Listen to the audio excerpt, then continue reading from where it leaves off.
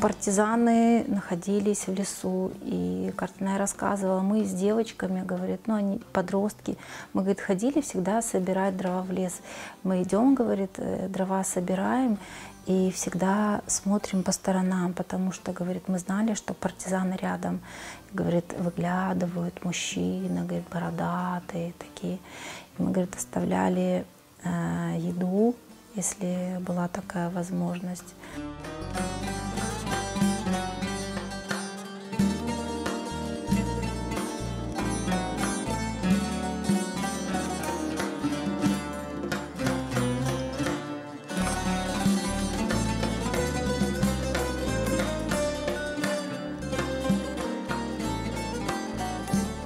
Они помогали партизанам. Вот почему и сожгли Бакаташ, потому что немцы, когда узнали, что татары помогают партизанам, и они решили, вот они практически, они сожгли же весь Бакаташ. И вот она говорит, что когда их согнали, они уже знали, что их сожгут, все. И там дедушка, говорит, был, он сказал, не плачьте, не кричите, будем все молиться, Бог нам поможет. И вот они начали все молиться, все, говорит, начали кричать, молиться. И партизаны спасли их. Партизаны узнали, что они хотят их остальных сжечь. И вот таким образом партизаны их спасли. И потом вот у нас есть такое, Болгарщина тогда называлась. Их переселили сюда, вот в Старый Крым, на Болгарщину. Уже оттуда, кто остался в живых.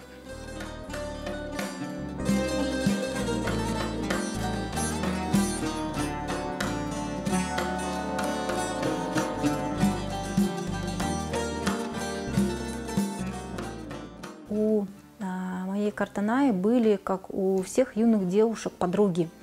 И подруги были очень смелые. И немцы гоняли их копать окопы.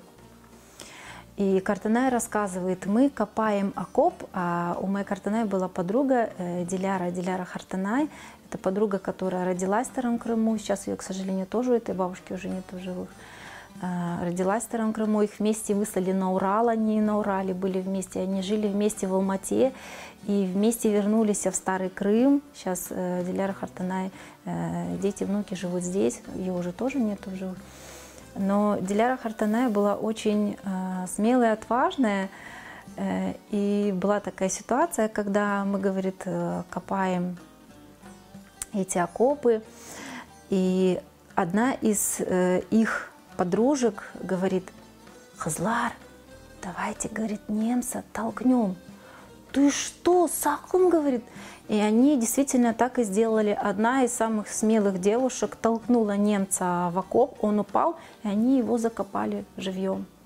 Вот на одного немца стало меньше, потому что девчата вот осмелились, и они, ну вот, это был вот такой вот, не знаю, наверное, героический поступок, потому что, ну что, девчонки с лопатами в этой ситуации, кругом война.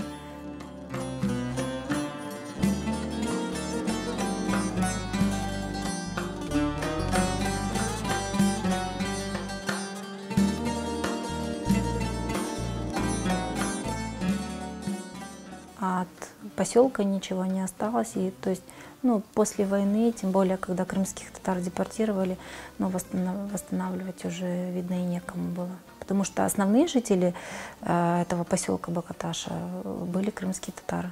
Самая главная природа, которая показывает, что на этом месте жили люди, был поселок, потому что там остались фруктовые деревья, даже до сих пор.